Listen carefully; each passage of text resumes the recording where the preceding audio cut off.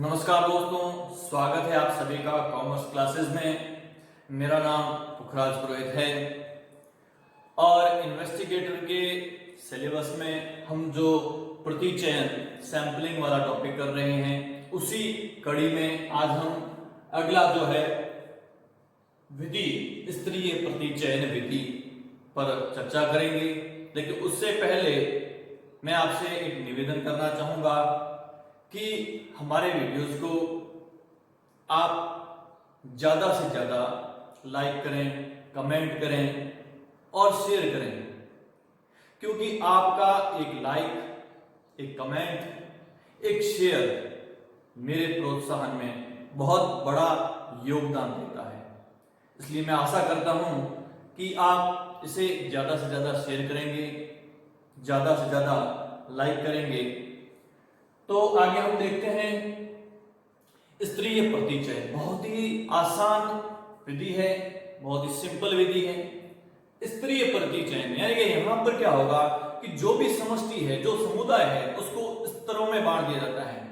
ठीक है, अलग अलग विभागों में बांट दिया जाता है, उनके लेवल के हिसाब से उनको बांट दिया जाता है। अब ध्यान देना यहाँ पे कि इस विधि के अंतर्गत समष्टि की समग्र इकाइयों में से, जो समष्टि है उसकी सभी इकाइयों में से प्रतिदश का चयन नहीं किया जाता।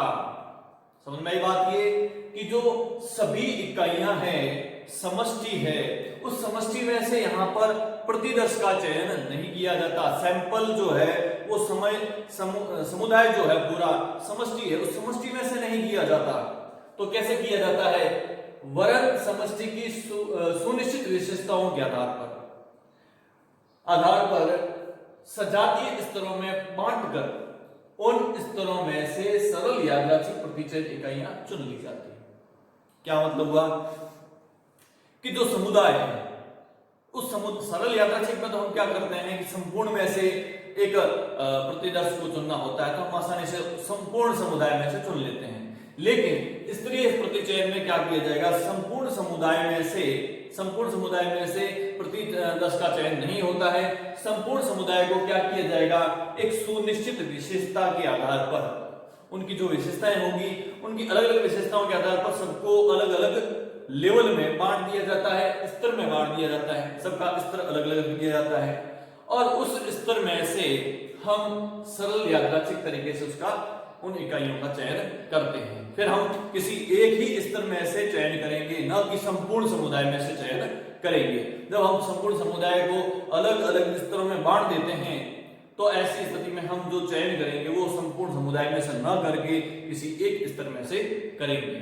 जैसे कि एग्जाम्पल के रूप में हम लें कि एक क्लास है, उस क्लास में बहुत सारे स्टूडेंट होते हैं। अब सभी स्टूडेंट में से मैं किसी एक स्टूडेंट को क्वेश्चन पूछूं, तो ये तो हो जाता है सरल यादृच्छिक, जो संपूर्ण क्लास में से मैं पूछ रहा हूं। लेकिन अगर मैं उस क्लास में बच्चों का जो है विभाग बना देता हूं, डिवाइडेशन कर दूंगा अगर वहां पे कि इतने परसेंटेज वाले बच्चे इतने हैं, ठीक है, जैसे कि 50% वाले बच्चे अलग कर दिए मैंने, 50-51 से लगा के मैंने 70% के बच्चे अलग कर दिए और 71% से लगा के 90% वाले बच्चे अलग कर दिए और 91 से अबव वाले अलग कर दिए।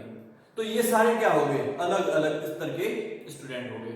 अब उनमें से मैं किसी एक स्तर को चयनित करता हूं और उसमें से मैं कोई सैंपल के रूप में या किसी स्टूडेंट को का मैं चयन करता हूं, तो वो विधि कहलाती है स्तरीय प्रतिचयन विधि। ठीक है, अब इस विधि में जो है, इसका मूल उद्देश्य क्या है? इसका मूल उद्देश्य विजातीय समष्टि को किसी आर्थिक, विजातीय अर्थात जो समष्टि है, समुदाय है, उसमें बहुत सारी अलग अलग जातियां हैं, अलग अलग विशेषताएं हैं, तो उनको क्या किया जाए कि आर्थिक या सामाजिक या भौगोलिक आधार पर बांट देना।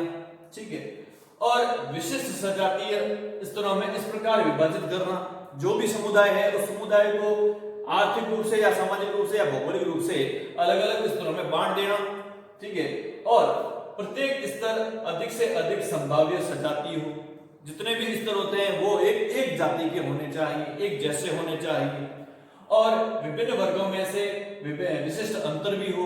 जितनी भी हम विजातियां बनाते हैं उन सारी विजातियों में से जो अलग अलग सजाती की जाती है, उन सजातियों में अलग अलग अंतर भी होना चाहिए। ऐसा नहीं कि जो हम बना रहे हैं, वर्ग बना रहे हैं, उन वर्गों में विशेषताएं एक जैसी हो ऐसा नहीं होना चाहिए, उनमें एक विशिष्ट अंतर भी होना चाहिए। और उसके बाद में हम एक समुदाय में से, एक स्तर में से उसका सैंपल का चयन करते हैं। अब हम बात करें इसके गुण की। ठीक है, गुण में पहला आता है विजातीय समष्टि को सजातीय स्तर में बांटकर उनमें से यादृच्छिक प्रतिचयन करने से समष्टि के किसी भी अभिलक्षण के छूट जाने की संभावना नहीं रहती है। हम समष्टि की जितनी भी इकाइयां हैं उनको, यदि जो समष्टि में तो जितनी भी इकाइयां होगी वो सारी की सारी कैसी होगी, विजातीय होगी। हम उस विजातीय को क्या करते हैं, सजातीय करते हैं, एक समान स्तर में बना लेते हैं।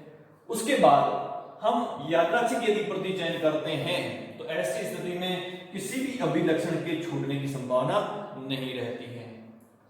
इस विधि द्वारा चयनित प्रतिदर्श में सर्वाधिक परिशुद्धता रहती है। अगर हम इस विधि को काम में लेते हैं तो जो भी हम सैंपल लेते हैं वो क्या होगा, सर्वाधिक परिशुद्धता के साथ में रहेगा, बिल्कुल प्योर होगा हमारे पास में जो भी सैंपल होगा। अगली बात है इसमें समय और व्यय भी कम होता है। ठीक है, जो कि हर विधि के अंदर यह विशेषता या गुण शामिल होता है, इसमें समय कम लगता है और कम खर्चीला होता है। दोष में हम बात करें इसके दोष की, तो दोष में देखिए कि प्रत्येक स्तर में यथासंभव सजातीय इकाइयां होनी चाहिए। जितनी भी हम इकाइयां हैं, समष्टि है, उसमें जितने भी स्तर बनाए वो सजातीय होनी चाहिए, अन्यथा परिणाम कैसे होंगे, विश्वसनीय नहीं हो पाएंगे, अविश्वसनीय हो जाएंगे। इसलिए हमारा दोस्त इसमें क्या आ रहा है कि हमें जितने भी स्तर बनाने हैं वे सारे के सारे कैसे हो, सजातीय हो। अगर यहाँ पर सजातीय नहीं होता है, थोड़ी सी भी हमारे से भूल हो जाती है, गलती हो जाती है, तो हमारे जो परिणाम है वो अविश्वसनीय हो जाएंगे।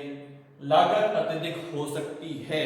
ठीक है, यहाँ पर क्या लिखा गया था, इस व्यय कम होता है, लेकिन लागत अधिक हो भी सकती है। ऐसा नहीं कि लागत कम नहीं होगी, अधिक नहीं होगी, लागत अधिक हो भी सकती है। योग्य प्रतिदर्श पर्यवेक्षक के अभाव में विभिन्न वर्गों में से यादृच्छिक प्रतिदर्श चुनाव बहुत कठिन होता है।